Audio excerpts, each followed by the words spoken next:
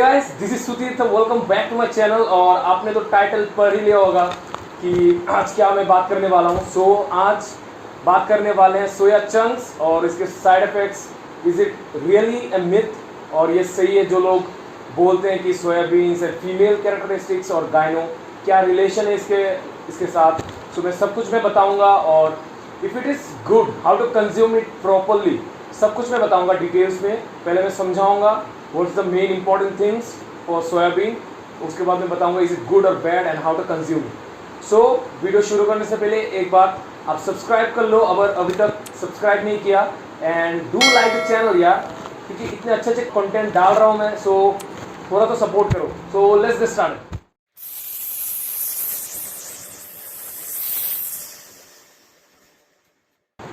सो soya chunks और female characteristics का relation बताने से पहले मैं आपको एक चीज़ बता देता हूँ कि फाइटोएस्ट्रोजन क्या होता है। फाइटोएस्ट्रोजन मतलब फाइटो जैसे कि plant, phyto means plant, and estrogen तो आपको पता ही है क्या है, ये हमारे बॉडी में जो पाया जाता है, इसका मतलब है प्लांट एस्ट्रोजन। सो ये सारे ऑलमोस्ट सारे प्लांट्स में पाया जाता है एस्ट्रोजन। हम लोग कंज्यूम भी करते हैं लेग्यूम्स के थ्रू, बहुत सारे लेग्यूम्स में मिलता भी है फाइटोएस्ट्रोजन।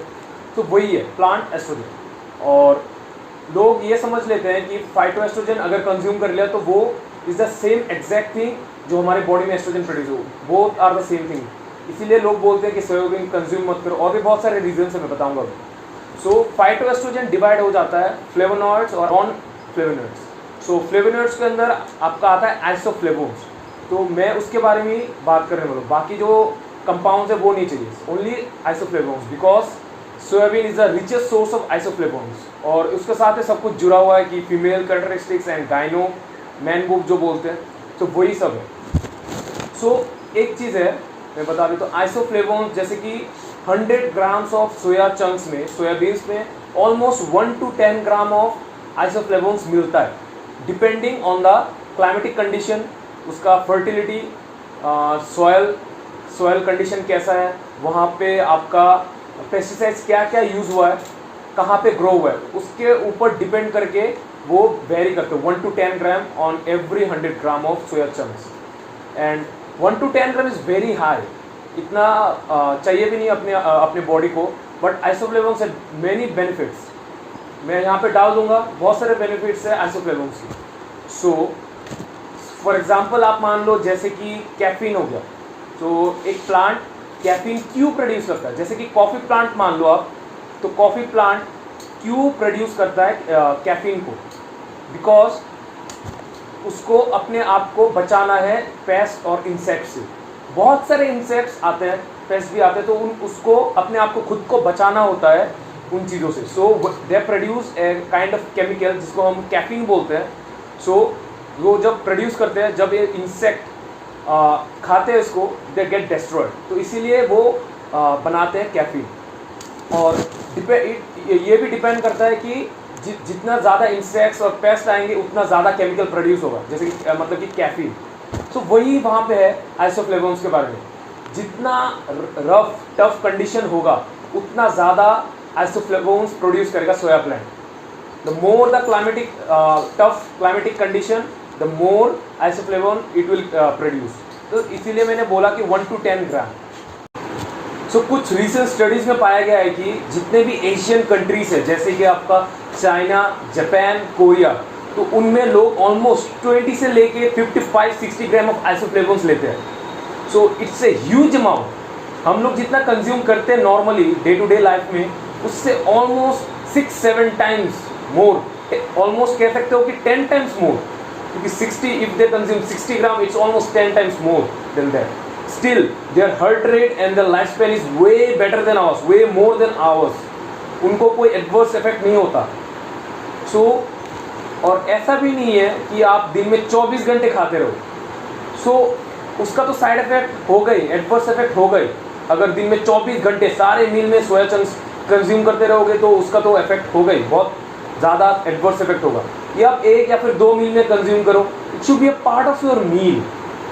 ऐसा नहीं है कि 24 hours soya, no, it should be a part of your meal, 1 or 2 meals. So isoflavones में 3 पार्ट में डिवाइड हो जाता है, आपका डेक्सिन, जेनेस्टिन और ग्लाइसिटिन। सो हम लोग जेनेस्टिन के बारे में बात करेंगे, बिकॉज वही एस्ट्रोजन के साथ रिलेटेड है। जैसे कि मान लो आप लोगों ने स्टेरॉइड्स लिया, मैं बोल नहीं रहा कि आप ले रहे हो, जैसे कि मान लो किसी ने स्टेरॉइड लिया तो उसका टेस्टोस्टेरोन ऑलमोस्ट 5-6 टाइम्स बढ़ जाता है। सो हमारे बॉडी में एक रिसेप्टर मिलता है एरोमेटेज, तो वो क्या करता है कि टेस्टोस्टेरोन को एस्ट्रोजन में कन्वर्ट कर लेता है। तो सेम चीज़ जैसे कि जेनेस्टिन जब बाइंड होता है एरोमेटेज के साथ, so it gets converted into estrogen, but जो जेनेस्टिन एस्ट्रोजन प्रोड्यूस करता है वो almost 100 times weaker than the estrogen produced in our body. हमारे बॉडी में जो प्रोड्यूस होता है एस्ट्रोजन वो बायोलॉजिकली बहुत एक्टिव होता है। सो इसीलिए मैं बोल रहा हूँ कि कोई ऐसा रिलेशन नहीं है कि फीमेल कैरेक्टरिस्टिक्स आ जाएगा आप में जब आप सोया चंक्स यूज़ करोगे, क्योंकि जेनेस्टिन सोया चंक्स में मिलता है। That's why I am saying. So अभी तक मैंने जो समझाया आप लोगों को समझ आ ही गया होगा। अगर अभी तक समझ नहीं आया कि सोया चंक्स, फीमेल कैरेक्टरिस्टिक्स, गायनो, आइसोफ्लेवोन्स, आपका ग्लाइसिटीन, जेनेस्टिन क्या होता है, तो वीडियो फिर से दोबारा देख लो। अगर फिर भी समझ नहीं आया तो कमेंट सेक्शन में बताओ कि क्या समझ नहीं आया, मैं आपको फिर से समझाने की कोशिश करूँ। सो अब बात कर लेते हैं कि how to consume it, because आपको पता चल गया कि it's good, it's not bad to consume soya chunks. So how to consume it. So इसके बारे में बात करने से पहले मैं आपको एक चीज़ बता देता हूँ। सोया चंक्स के अंदर एंटी न्यूट्रिएंट्स पाया जाता है। So what is anti nutrients? आपको थोड़ा आइडिया लग गया होगा कि एंटी न्यूट्रिएंट्स, एंटी मतलब जो एंटी तो पता ही आपको क्या है, और न्यूट्रिएंट्स मतलब कि जो न्यूट्रिशन प्रोटोकॉल के अगेंस्ट जाता है, जितने भी कंपाउंड्स न्यूट्रिशन प्रोटोकॉल के अगेंस्ट जाते हैं तो उसमें वही पाया जाता है। सो जैसे कि हो गया आपका लैक्टिन, ट्रिप्सिन इनहिबिटर्स, ओलिगोसैकेराइड्स, फिर आपका ग्लाइसिटीन। सो ये सारे कंपाउंड्स और भी 2-3 है, ये सारे पाए जाते हैं सोया चंक्स के अंदर। सो बहुत लोगों को आपने देखा होगा कि जब वो लोग रॉ सोया कंज्यूम कर रहे हैं तो उनको गैस प्रोडक्शन होता है। This is just because of the oligosaccharides.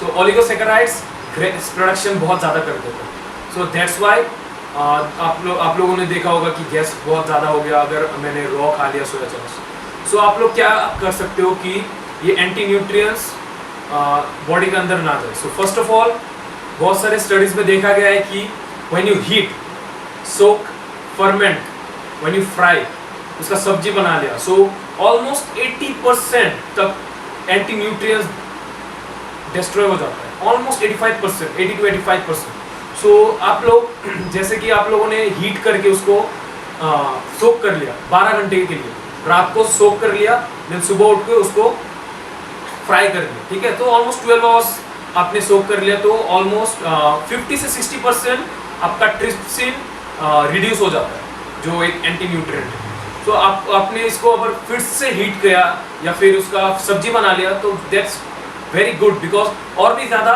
Destroy हो जाता है।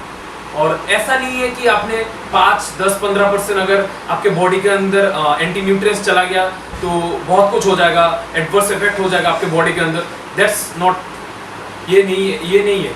बॉडी क्या करेगा, बॉडी इसको एक्सक्रीट कर देगा या फिर इसको डिस्ट्रॉय कर देगा डाइजेशन में, जब डाइजेशन प्रोसेस होगा। ऐसा नहीं है कि it will affect you, it will not affect you at all. So आपको कंज्यूम कैसे करना है, आप ऐसा करो, हीट करो उसको, आप उसको फिर सोक करो रात को, देन यू फ्राई इट, या फिर आपको जैसे कंज्यूम करना आपको अच्छा लगता है, जैसे कि आपको बॉयल करके कंज्यूम करना अच्छा लगता है या फिर इसका सब्जी बना लो, उसका तो और भी बेटर है। ऑलमोस्ट सारे एंटी न्यूट्रिएंट्स डिस्ट्रॉय हो जाते हैं। So I hope you guys like the video, सब कुछ समझ आ गया कैसे कंज्यूम करना है, and all the topics about the isoflavones, glycitein, phytoestrogen. I hope you understand everything, and do comment me how do you like the video. So that's all for today. Next video मुझे बताना कि किस topic पे मैं बनाऊँ, comment section में बता देना। So मिलते हैं नेक्स्ट वीडियो में, गुड बाय।